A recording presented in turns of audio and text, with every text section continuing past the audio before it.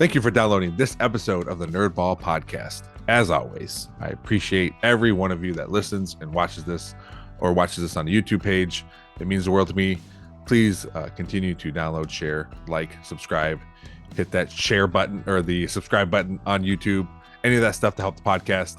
You guys are great. It makes me want to keep doing these.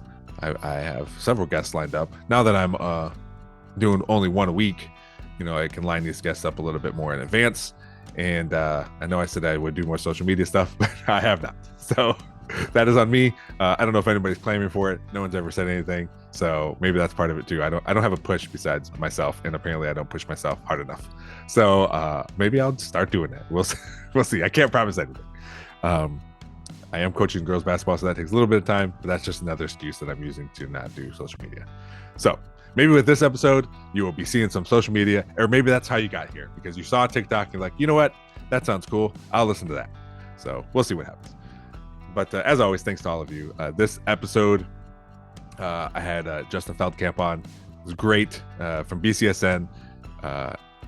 Talked all about BCSN. It was really cool and explained kind of a hot topic that was out last week, the BCSN top 20 athletes, because BCSN is celebrating their 20th anniversary. So they put out a top 20 list that was on fire on social media, as far as people saying, cool, good job, but more people saying, hey, you missed this person or missed that person or whatever. He explained it great. It was wonderful. I'm excited for you guys to listen to it. Let me know what you think. As always, thanks, and keep listening. I'm Justin Feldkamp, and this is the Nerdball Podcast.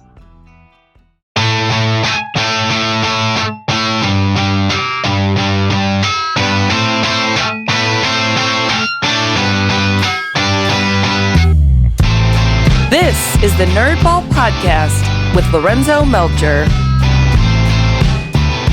Perfect, Justin. Thanks for coming on the podcast, and that is the most professional opening I've ever had for this podcast. So thank you for that. I didn't expect anything less from you. No problemo. So we see each other pretty much at least a couple times a year, just on the football field, say hello, this and that. Mm-hmm. I'm a coach at Perrysburg, and you're out doing your thing with the high school during the high school football season. And again, I asked you during the football season if you can come on, and you were gracious enough to say yes. So thank you again. And the first thing I always ask people is, what is something you nerd out about? A hobby, something you've been into, either like a recent thing or something you've been doing for a while.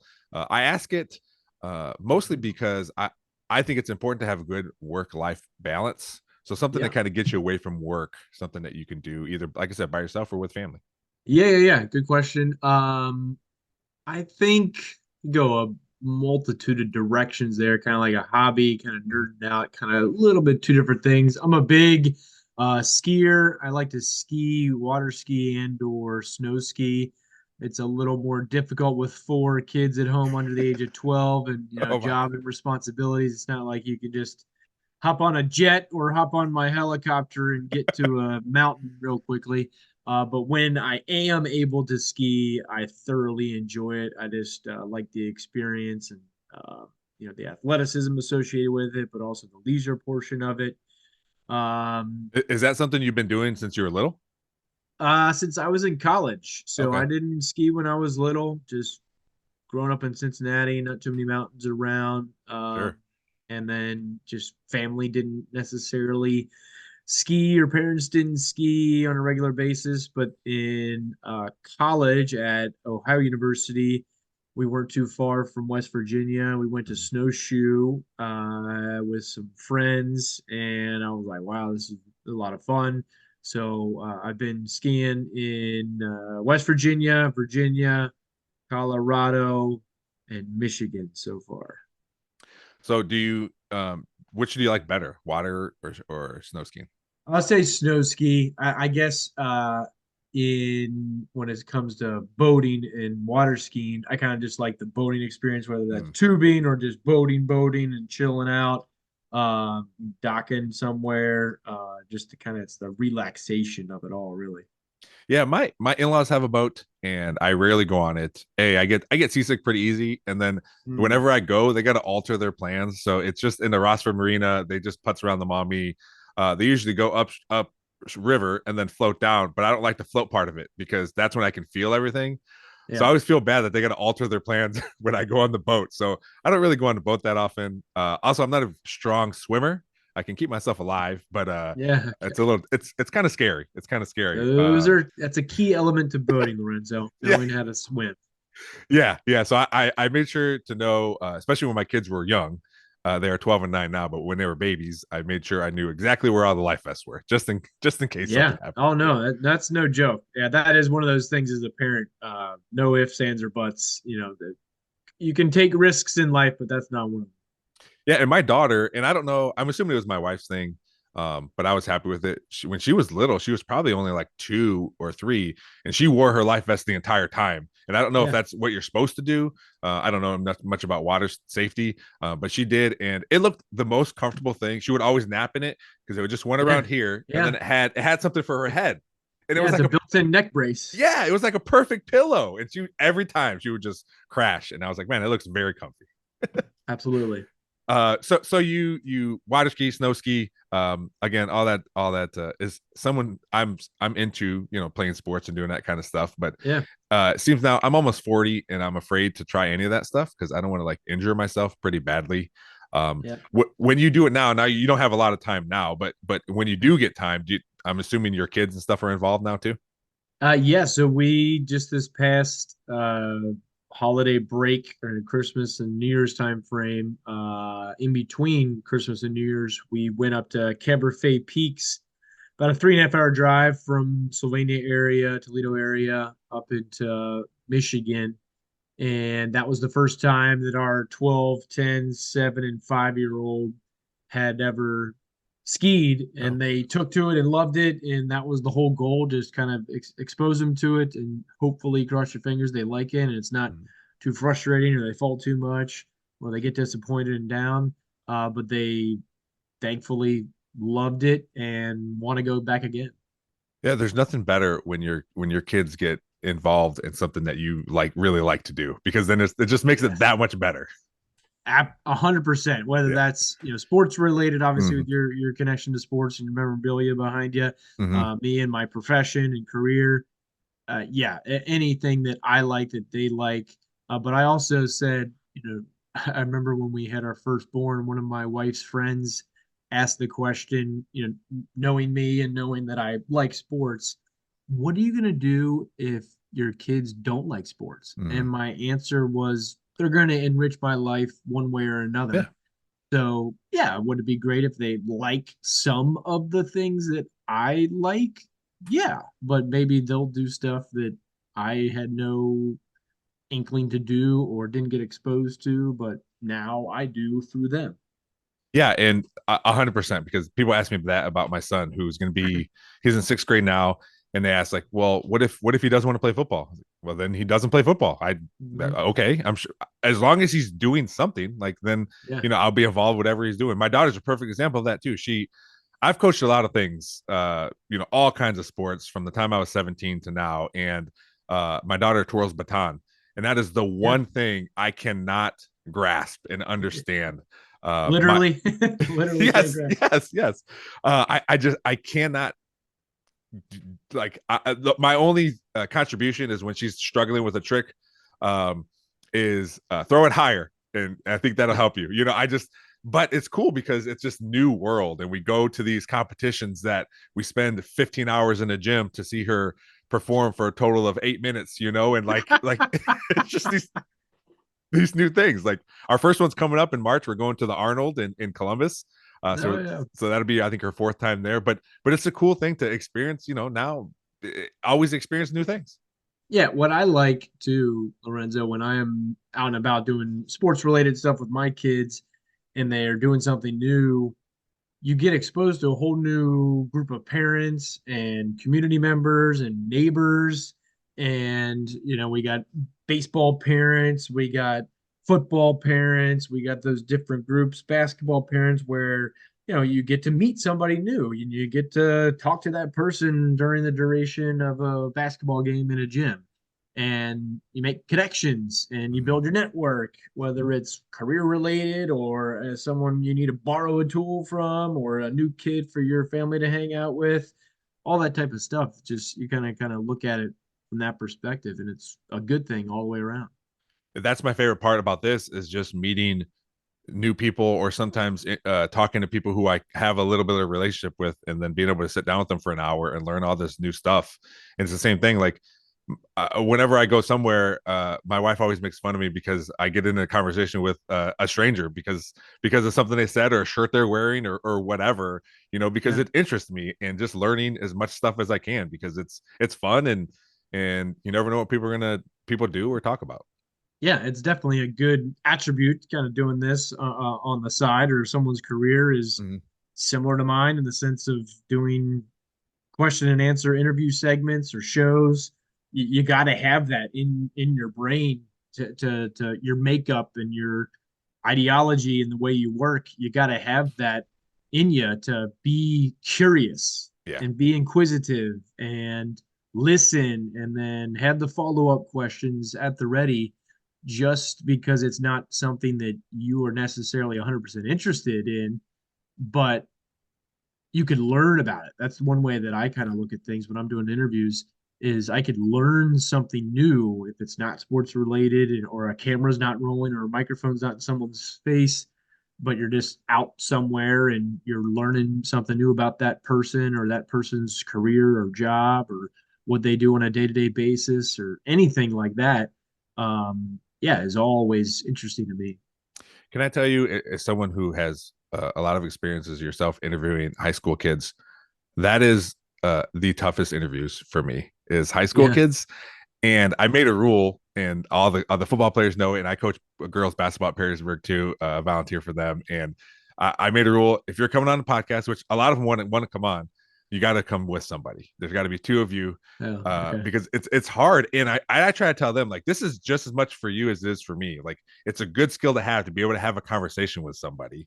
And Yes. so I learned, like, having someone there makes them more comfortable, so they do open up and say stuff and want to be more like, as opposed to, here's this question that took me 10 seconds to ask, and now you give me a yes or no. Like, I need Yeah. something. Yep. Yep. So many people, in some cases, it extends beyond just a high schooler. Where, like, what 100%. questions you gonna ask me? Can you let me know what some of the questions Mm-hmm. are? And I say, no, just relax. It's just gonna be you and me. I kind of give them a little quick prep tutorial, Mm-hmm. because my line of thinking is I want that person to look good, Mm-hmm. like physically. I'm making sure the framing looks good, the lighting looks good. I want them to be well represented because they are representing their school in many cases. So I want them to look good. I want them to sound good. I try to put them at ease. I let them know, okay, keep your feet planted right there, stay steady for me. And I say, it's just going to be a conversation like we're just having, and the camera's not here. I literally say the words, act like the camera's not here, act like the microphone's not here. It's just you and me having a conversation, you and me talking, kind of thing. Now, obviously, don't get me wrong. There's some high schoolers who are terrific at it. There's Yep. some that are okay at it. Some are good. And then some I end up not using because the sound that the answers that they provided were not great. And Yeah. that was either, short answers, or, the line of thinking wasn't great, or just whatever, disjointed, fragmented sentences, and doesn't make a whole lot of sense. But usually I can get, that's really rare where I would not use someone completely. I would just use a soundbite as opposed to multiple sound bites. Yeah, and I do that here with people too. Is like, hey, this isn't live, and if I'm a couple weeks ahead, so if you're thinking about it afterward and you're like, I don't like that I said that, can you take it out? Yeah, I can edit anything. Like, I want you to be comfortable, and I want you to understand that, like, say whatever you want to say, and at the end of the day, if you don't like it, I'm not going to put it out. And I think there was an episode where I didn't put out because it Yeah. just didn't work out for that person. I said, I don't have to, I can miss a week, it's fine. I want you to be comfortable, and maybe you can come Yeah. back on again, and we can do it. But it is, I think, the more you can make somebody comfortable, the more they're going to get out, or the more that you're going to get out of them. Because I mean, I'm sure you feel the same way. Yeah, and you gotta have the confidence, just like in anything, whether you're doing an interview or anything else. Have the confidence to know that, hey, I can do this. I can respond to questions. I do this in a history class or a biology class, and you just kind of step up to the plate and kind of just relax and just answer the questions. Don't make it anything more or anything less. Just listen to the question coming out of my mouth and give me your response. Mm-hmm. And did you ever did you ever did you ever go into a situation like you're going to interview a coach or a athletic director or a student, and you knew like not that it was going to be a bad interview, but you knew there were specific things you wanted to ask, and it might not be like I think confrontational is the wrong word, but like something a Right. little more like than just like, hey, great job on the game this week. Tell us about it. Yeah, not really. I Okay. mean, it depends. I'd say I do like 2 to 3 types of interviews, if you will, because I know the purpose of it. So if I'm going out to a high school, basketball, football, baseball, high school sport to interview a coach and 1 or 2 players. So in general, that is for some quick sound bites that we'll use to preview the game Mm-hmm. in a newscast, in a sports nightly episode. Um, so I know that I'm not going to use the sound bites are not going to be longer than 48 seconds. Yeah. So I don't need to ask a coach 17 questions. Mm-hmm. I need to get the crux of what a viewer might want to know about the matchup and duplicate that to the student athletes as well. The other type of interview I do is a sit down interview where it's either going to be a extended segment that is 3 to 5 to 7, 10 minutes long, or a full blown inside out episode that I do where it's a 30-minute show, question and answer, and commercial breaks and stuff is usually around 21, 22 minutes worth of actual Q&A back and forth interview. So in that case, I'm interviewing people for minimum 30 minutes. Probably the longest I'd go just to avoid doing massive amounts of cut down edits Mm-hmm. would be like 40 minutes. And then I cut it down to the best 21, 22 minutes. So I come in prepared for one or the other and then Yeah. ask appropriate questions based on which one I'm doing. I always think that the hardest questions to ask would be to a whatever sport it is to a losing coach, like right after the game. Yeah. You got to have. I think most you built a good rapport with coaches around here, so Yeah. it's not that, and they know like the deal. Like, yeah, I do got to talk about the team we just lost to, but it's Mhm. I don't know. As someone who's like never done it, that's my fear. Like if I were to do something like that, I'm like I got to do it once, and then I think it'd be Yeah. okay. But just to go through that, Yeah. So truthfully, Lorenzo, not every coach will or wants to talk after a loss, whether it's by 1 point or 100 points. So, we at BCSN, I have reached out, especially when it comes to playoffs and when we have a team playing a team that's outside of our area. So we care about the game broadcast, so our broadcasters know about the other team that's out of our Northwest Ohio, Southeast Michigan area. mm-hmm. But we don't really need to interview that coach or a player after the game if that away team won. Got We it. want to interview the hometown team, win or lose. So I have been known to reach out to coaches on a Tuesday or a Wednesday or an athletic director and say, hey, just planting the seed now, win or lose. We would appreciate if you do a post game interview with our play by play or color analyst or sideline reporter after the game. And 95 out of 100 times, the answer is usually, yep, sounds good. People, whether I built up rapport of them or BCSN as a network have built a rapport with them for 20 years, they oblige and understand and get it. The ones who I uh, trust and respect are the ones who will gladly provide an interview for you, win or lose. Mm-hmm. But yes, it is difficult asking questions in general. Coaches are going to be more short with you because they don't want to provide any more reasons to people and media and Yeah. fans as to why they lost the game. Where on the flip side, they'll talk your head off when they won the game. And I get it and understand it. But yeah, you gotta your demeanor as a media member definitely changes when the team loses, and you have a demeanor when the team wins. I always say it, in media circles or regardless, if we root for our teams to win all the time because post-game interviews and celebrations are always one, way easier to do, and then two, way better. I mean, everybody wants to see confetti going and trophies being raised up by the captains and all that type of stuff. So yeah, you got to be prepared for both. Yeah. Speaking of segments and things that people get excited, or social media is crazy, right? You can post something and post a story and there's 2 views immediately. The one that's been getting the most right now is the one that you guys just put out of the 20 athletes Yeah. of the past 20 years. And I knew immediately, I'm like, all right, well, everyone's gonna have their athlete that wasn't on there. Correct. All right. Yes. Oh gosh, you've hit the nail on the head, bro. Okay, so well, one, thanks for the platform to kind of explain because there's not like a clear cut way to reach everybody who may or may not comment on it. So anyway, here is how we did it. So 20 years of BCSN anniversary is this year, 2004 to now. And we said, let's come up with a top 20 female and top 20 male athletes. We know we're not going to please everybody in the TV business. That is impossible. It's not virtually impossible. It is straight up impossible. So we wanted, in the essence of what BCSN is all about, where we spread the wealth. We're not going to not cover boys tennis and girls tennis, not cover bowling, not cover lacrosse because it's not football. We're going to cover everything. We're going to try to showcase as many sports and schools and I should say primarily sports. We wanted to showcase as many sports as possible.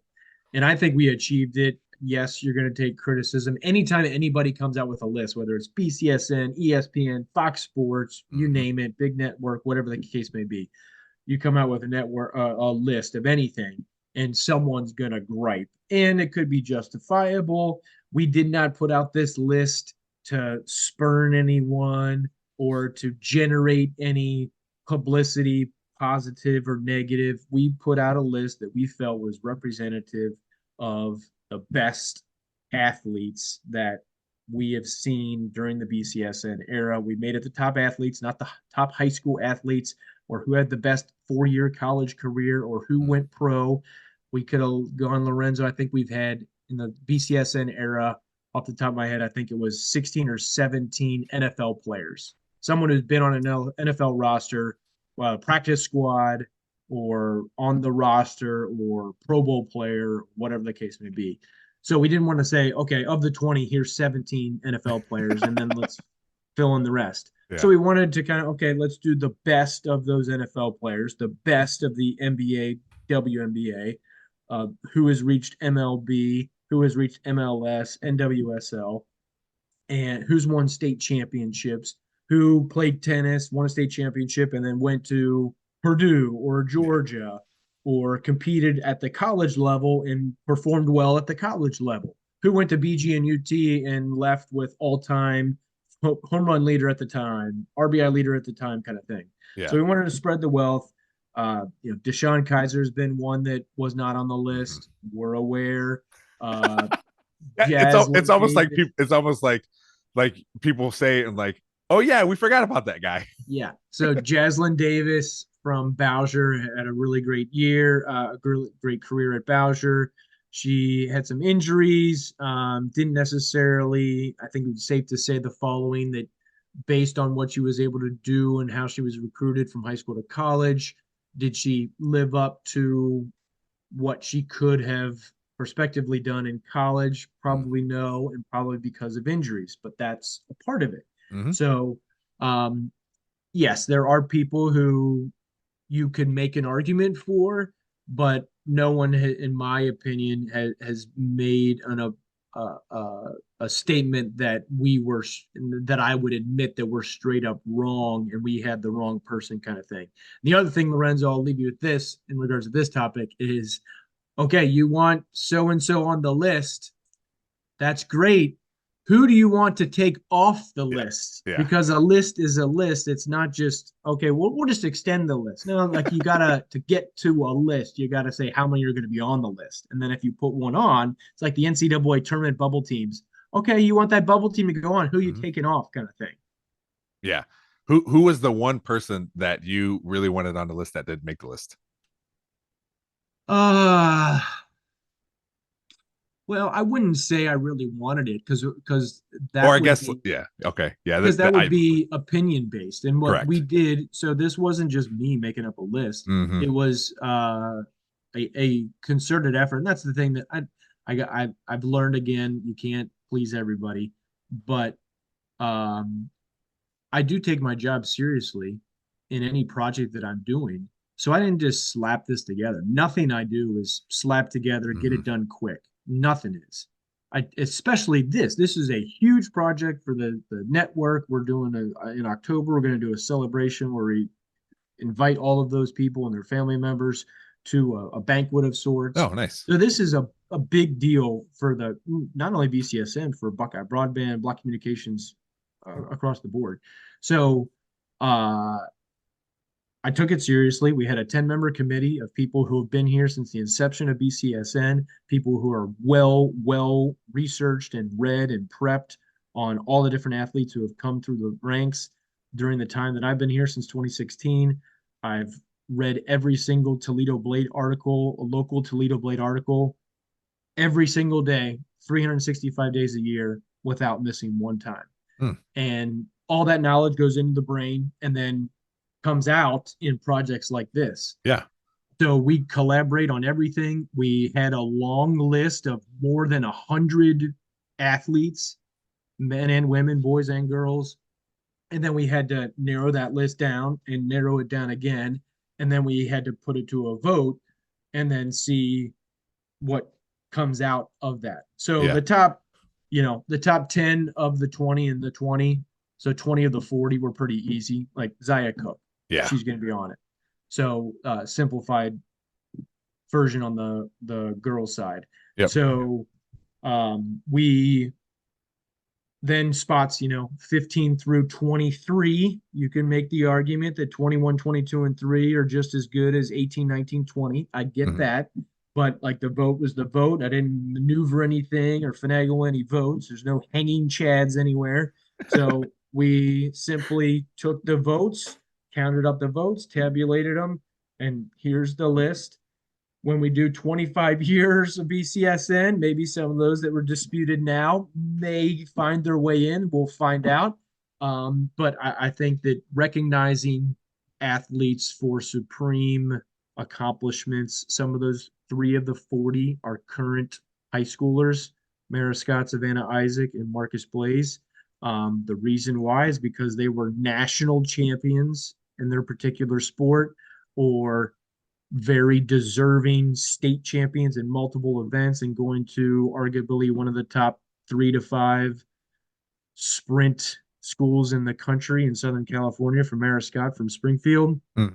And Marcus Blaze was not only a national champ, he was a world Yes. champion U17 and competed in Turkey. So, yes, the length of time, a sample size for Marcus Blaze, for example, is smaller than someone who is now 30 years old and played X amount of years in the NFL or a professional rank. I get it. But at the same time, part of that criteria was kind of spreading the wealth across a multitude of sports. So we don't just put all these favorites into, oh, here's all the football players. Yeah, I would imagine it is easier to just be like, yeah, here's all these players. Let's make a list. All right, that's football because that's the best sport, and that's the seemingly the most popular sport and the best sport, or whatever. But breaking it down, there was a post I saw, and I don't know where it's at now. I was looking for it, but it was cool to see you guys how BCSN broke it down to like sport, league, school, like all those things, because then it did show like, yeah, we're making an effort to not stick to the main sports here. We want to showcase all these sports from someone who would been if there was a list in the first year, someone would have made that list, to, like you said, Marcus Blaze now. Like it's a wide range, and it's good to hear. And I had no doubt I'm sure some people did. I had no doubt how much effort went into this because it is a big deal. And you knew starting this process, you're like, people are going to complain about it. Yeah, we knew it, and we're okay with that. We're about Yep. to come up with another list for the first team all BCSN for high school boys and girls basketball. And my joke internally / externally with coaches is, all right, we're posting it on Friday, February 2nd. So it's that time of the year where we piss off X amount of people. So, not everybody is going to make the list. But yeah, that's just part of it. And usually, like it because of everything I just stated, where I put time and effort into it, and when someone's reaming you verbally or on social media, it kind of hits me for 12 to 24 hours, and then I decompress and just I gotta learn to let it go. But again, sometimes it's difficult. But yeah, what you're referencing is what I asked Mason Lowry, our play-by-play person, to put together, just kind of a cool breakdown. My thought on that, for anybody who watches or listens to your podcast, the NBC News political analyst Steve Kornacki. He's the guy who wears khakis and a button-down shirt, and he does the touch screen right? illustrator, the map guy, breaking down counties and percentages and who voted and who didn't vote, all that type of stuff. So he just had good information, and we just displayed it in a cool way. So I thought, hey, how can we bring that element to our top athletes of the BCSN Air Show? So I thought Mason would be a really good person to do that. He's quick on his feet and really well spoken and eloquent, and can take something a little more complicated and simplify it. So I just said, hey, here's our list, 20 and 20. Can you break it down by sport and school, and then anything else that you come up creatively? And he kind of took the bull by the horns and did some prep and research, and the schools and Clay. Kate Octor was part of the Suburban Lakes League, or some league that is now defunct. But that breakdown and those graphics that we used, I thought were cool and kind of illustrated the wide range of the athletes that we had. When you do projects like this, either yourself or with your team or all of BCSN, because this isn't the first time there's been negative feedback on anything anybody does. Yeah. Does that ever get easier? My podcast isn't popular enough to get negative reviews. I'm not saying that right now, anybody listening, to give me a negative review, but does it ever get easier knowing that, okay, this is just life and this is what happens? Yeah. When you learn, the older they get, the more you learn, obviously, just like in anything. And so when you're younger, admittedly, I thought I knew everything, and I was just so naive and stupid, and quite honestly, probably a jerk in some ways, and in my thought that I did know better when I did not. I didn't have enough life experience. I didn't have enough career experience, and I still don't, to think I know everything. But it took me a little bit of time to understand that I don't know everything. But in regards to kind of negative reviews or backlash kind of thing, anytime you're coming up with a list or a first team type of thing where it's just 5 people, for basketball, 5 boys and 5 girls, or start with 30, narrow it to 20, get down to 10, get down to 5, or the one that we've been talking about for the top 20 male and female. Going in that you're not going to please everybody, and it's going to be a difficult for those last few slots. But if the other thing that I do have to remind myself sometimes is, just because you see 4 to 5 to 10 people comment on something on social media, you got to realize that there's hundreds and or thousands of people who just accepted it and like, oh, that's cool. They didn't go to social media to do anything or say great job. You hear the negative feedback, as opposed to the kind of indifferent, oh, that's cool, thanks for entertaining me for an hour on a show kind of thing, and giving me some historical perspective on area athletes. They're not going to call you up or email you or put something on social media. They might like a list or something, or because they might know or have a family connection to an athlete. Hey, congratulations, way to go, blank. But I got to remind myself of that sometimes, and collaboratively as a group, I think we got to remind people that remind ourselves that, hey, just because a few negative people send some negative vibes our way, know that we overall accomplished what we wanted to accomplish, and we did good for not only those 40 players who were on this list, but for their families and their schools, and just a casual viewer or a serious sports fan who really likes sports and high school and college and pro in this area. Yeah, that's I am the supervisor at Glass City Metro Park on the east side, and we hear not a lot because people like our parks, but it is a lot of like, hey, this is wrong, or why did they do this, or this when I was there and this happened. And when we do get those emails where it says, I took my daughter there and she had an awesome time, this is a great Yeah, place or whatever, and then that, it's nice to hear those because you get way more absolutely. negative stuff. So it is cool to see those. And I do, whenever Metro Parks makes a post about like Glass City or the skating ribbon, I always look at the comments because I always want to see what Yeah, people are saying about the park that I run. And yeah, and it is a cool thing. And it's never like personal shots, but I don't take it right. like that. But it is cool to see when people enjoy things. Yeah, I think it is important for one, both those to recognize when you do get the good feedback, and that always, in some ways, depending on the importance of a story you did or whatever project you saw or did, uh, it does, like, it makes you feel good. It kind of gives you a little boost and a jolt Mm-hmm. that you did something right, that they showed their appreciation for it. And then, yeah, I do think it's to a certain degree important to kind of read some of the comments just to know how certain things land.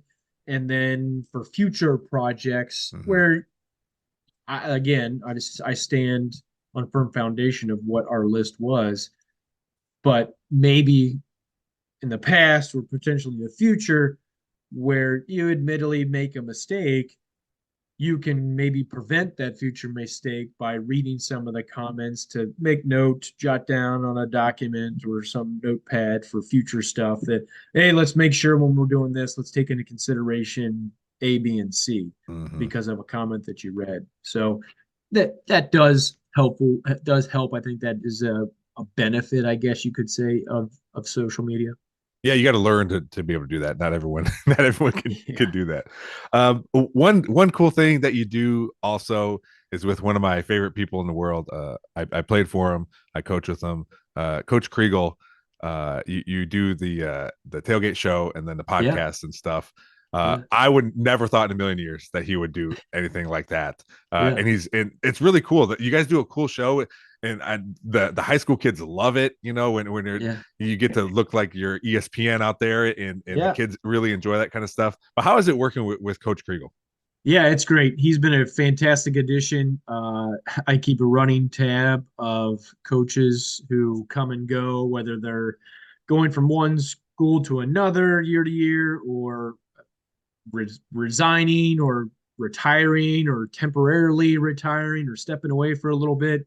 I've literally kept a little white sheet of paper for every single year from 2016 to now. Mm-hmm. And now in my current position, I utilize that for any potential on-air talents that we may need and want to add to our roster, whether that is someone for the tailgate show or for game broadcast, studio segments, Game Day Nation, the in studio 7 to 10:30 show for high school football. So we're always trying to make BCSN bigger and better and getting high quality talent. And Kregel was definitely one of them. When he stepped down, I reached out to see if he would have an interest because of the experience that I had when I did interview him just for preseason team previews or post game interviews or feature stories or game of the week sound. He always was thoughtful, always gave you a solid answer, didn't blow smoke, just gave you an informed opinion and a good answer. Um, so not only that, but he also played high school football for Central Catholic in the area, played at BGSU in the area, Mm-hmm. well connected to the area through coaching networks, whether similar assistant or head coaches in the area, or he just coached probably thousands of kids over the course of his career, not only at Perrysburg but elsewhere. Mhm. So he kind of checks so many of those boxes where, okay, he's going to be an informed person, he's entertaining, likes to have fun, brings that to the set. So yeah, he's been a home run. He's been great. We've gone 3 years now with him. He's interested in coming back for year 4. We'll have to replace Pat Cacciardo. So Yeah. some of your listeners and viewers, he's accepted the offensive coordinator position, focusing on the passing game at Whitmer, his alma mater. So Pat will not be on our tailgate show next year. He says it's a year-to-year type of deal. So we'll kind of take that as it is. But Pat was great too and had great insight, lots of fun. He led our game picks. He was the first place finisher in that. So we're gonna have to find someone else to replace him. We're as of January 23rd, we're working towards that. That's another project that we'll be working on. Was there any thought with Coach Kregel to call games? Was that something he was ever interested in, or was that something for you guys that you might want to do with him? So kind of varying degrees in the sense that for tailgate, it's kind of obviously it's smaller amount of time on TV. Yeah. 30 minutes. You kind of get to do a variety of games every single week as far as getting some tidbits and information. We usually try to focus on, I'd say, 4 to 5 games. And if we're doing a segment or a little story package that we would have within that show, we'd have a little more information about that team's opponent that night or that team as well. And then for a game broadcast, you're obviously focusing on 2 specific teams for a single week. So definitely different preparation leading into that Friday night content. But at the initial time, we were looking for someone for the tailgate show. So that was the primary focus when we reached out to Kregel. And then he has been open to doing Game Day Nation. There's been times when he's done double duty. He would do Game Day Tailgate. He would fill in for one of our Mike Robinson or Mike Jewell when they were unable to be there on a Friday night. So he would do the tailgate show from 6:30 to 7, hop in the car, and then hop on the set for Game Day Nation all the way through 10:30's overtime. So that's a bear as far as the responsibilities. And he said sometimes he had to get some coffee at 9:30 or 10 o'clock to get through the night. But that's a long-winded way of saying we've primarily focused him to be on the tailgate. He's happy doing tailgate. And then as of right now, there's no talks for him to do a game broadcast just because we have a level team doing the play-by-play color analysis and sideline reporter for the game of the week, which is usually where we are, or not even usually, always where we are for the tailgate show. So we kind of have that in place. And then the logistics saying, okay, well, you can go do this other game. Well, you can't do that because you're at the game of the week site. If you go to another game, at 7 o'clock, you would have to drive to another game, and that game's already started. So if you're a tailgate analyst, you're kind of just a tailgate analyst on that specified Friday night.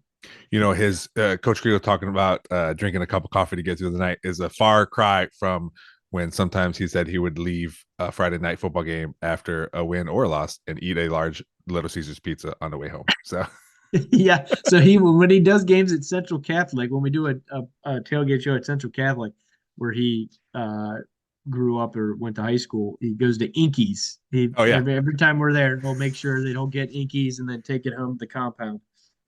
That's what, when I was a 7th grade football coach, I would go to the varsity games, and every other year when we go down to BG, me and my friend who's the principal at the Perrysburg Junior High, Scott Bucher, we'd go to Campus Poly Ice and get stuffed breadsticks there. Yeah. Yep. There you go. I'm sure for you guys, there's always these things, certain places you look forward to going because of food or the atmosphere or whatever. And speaking of that, do you have a favorite high school you like to go to? Or do you think it'll get you in trouble? And you can say it's Perrysburg. I was just going to say, we just pissed off so many people with our top 20 list, Lorenzo. I'm not going to piss off a whole school. Well, No, you I'll can put it. say it's Perrysburg after we get off the air, and that's fine. So I'll put it this way: the best places are where we have the most fans and students Mm. and signs. We love signs. So if people make their signs and they have a good crowd and they're dressed up in their themes, I'm a sucker for the Oh yeah, student section themes. I yeah. love. I don't care if we see neon every year, we see toga every year. I don't care. Like it's still great every single year. It's still awesome. So those are the best places that I like. My most favorite are where we have the most fans and students ready to have a good time, yelling and screaming.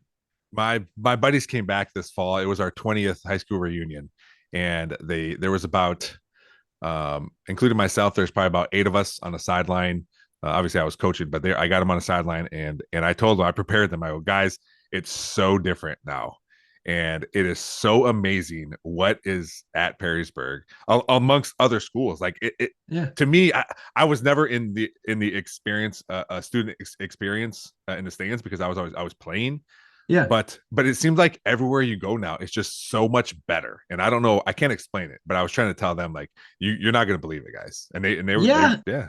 Yeah, I think the communication element of if you're a part of the student section, whether you have a good student section leader, or in some cases, I'm aware that there's a faculty member who helps out, directs, oversees a student section, so help providing some guidance, and then whether that's public address announcements within the school in the morning or afternoon, uh, it seems like there are some well-run student organizations and student sections that they show up and show out. They're there. We're there for our pregame show at 6:30 to 7. So our talent calls at 5:30, and there's students that are either waiting to get in the gate or they're already in their student section ready to go because they want the front row. And they got their signs and faces painted and all that kind of stuff.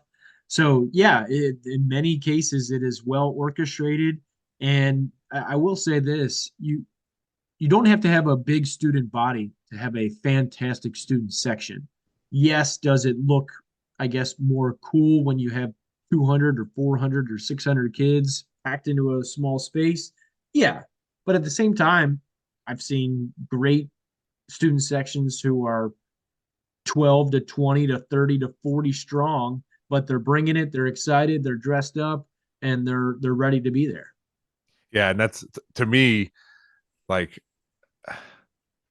even as a coach, like I get a little bit of time because I'm an offensive coach. So when we're on defense, sometimes I just like look up at the stands and see all the people, away games, home games, look at the opposing team stands, and it's just cool to have wherever you go, not only our team but the opposing teams, to have so much Yeah. support. Because kids feed off that, like more than adults. Kids feed off that, and that it's no wonder. I'm sure there's some teams that are way better at home than on the road because of that reason, and Oh, it's kudos yeah. to everyone. 100%. Yeah, I totally agree with that. I think you get that energy. I agree with you, probably with the students and the players feeding off it more. But I think sometimes another thing that I'd try to remind myself, whether I'm in a big time event or taking something in, because so much of what I do is deadline driven. Like, the show's coming on at 6:30.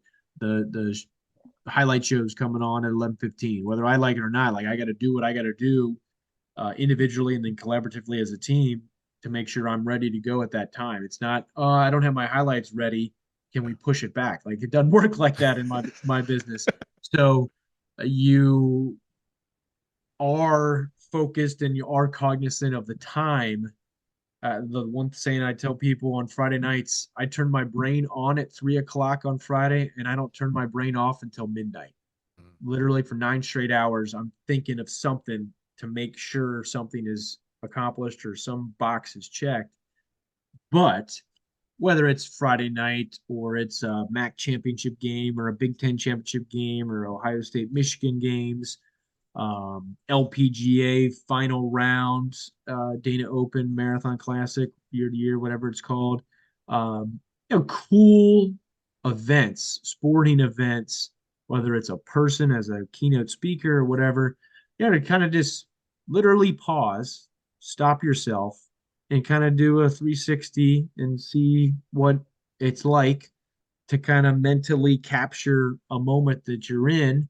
And hey, it's just sports, what I do, and I do it for a reason. I thoroughly enjoy everything that sports does physically, emotionally, mentally.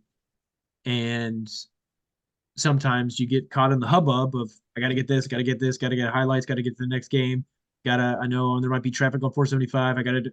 And you got to just take a deep breath. And even if it's for 10 seconds or 5 minutes or 10 minutes, still do it, because I think part of that allows you to make sure you want to go do it again the next week or the next day or the next season.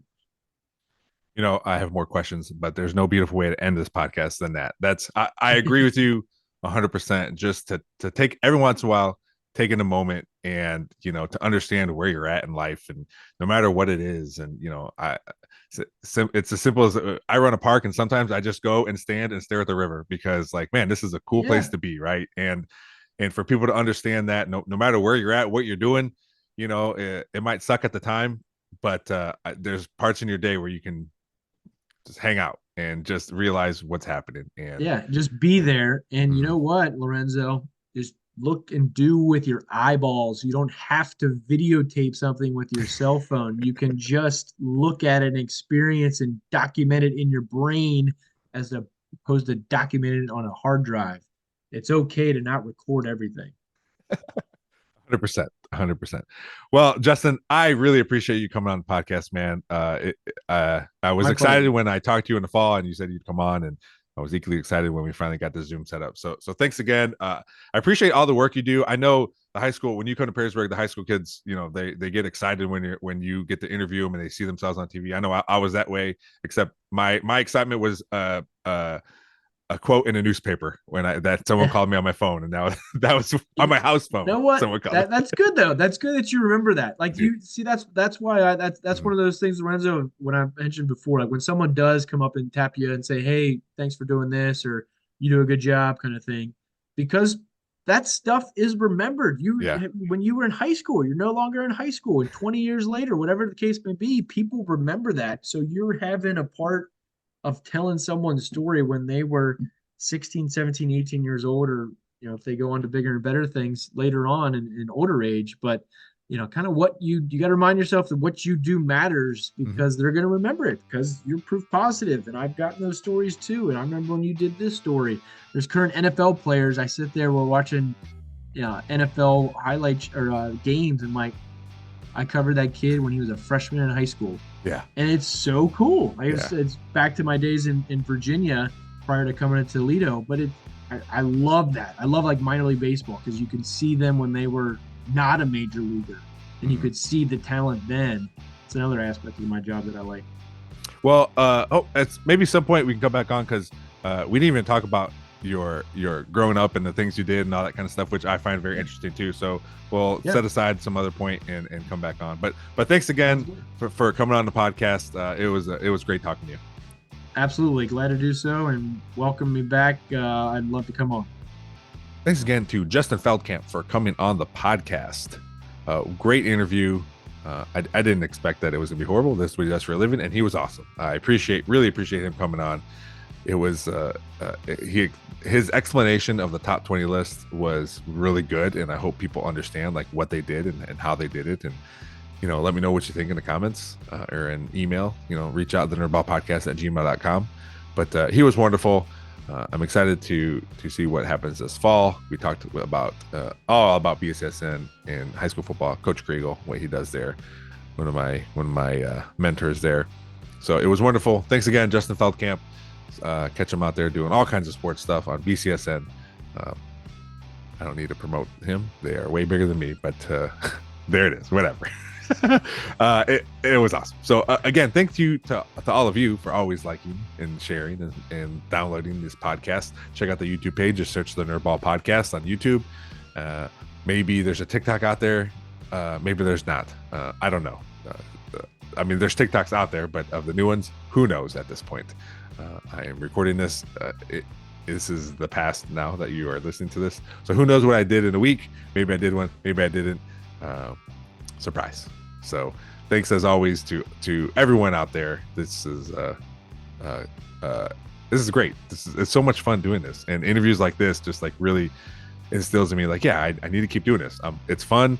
I think I'm pretty good at it, and it's exciting to meet new people. And yeah, so thanks as always to Real JP Multimedia, Cuttlefish Graphics, Perrysburg Junior High STEM Lab, and Big Daddy Graphics for always helping out the podcast. Thanks for listening. We'll see you next time.